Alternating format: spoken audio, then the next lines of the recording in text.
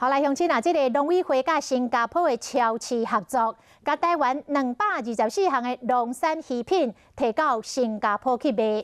农委会主委陈吉仲嘛甲新加坡的业者来签约，等明年台湾的口蹄疫的疫区解禁了后，台湾猪肉嘛会外销到新加坡。农委会主委陈吉仲带头替台湾的往来前进新加坡。3、2、1。超市专区特别注明台湾农产品，包括稻米、鱼腐、地米、甲咸酸甜等等。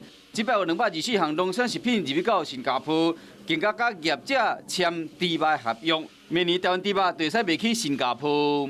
整个台湾从口蹄疫的这样的一个疫区，成为拔针成功，明年变成会疫区，可以让台湾的猪肉出口，这对整个畜牧业有非常重大的一个影响。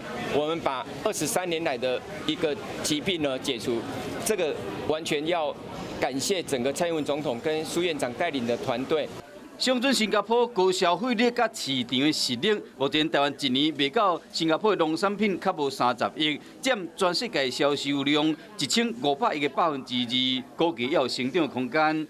农委会带头找商机，台湾的农产品徛上国际。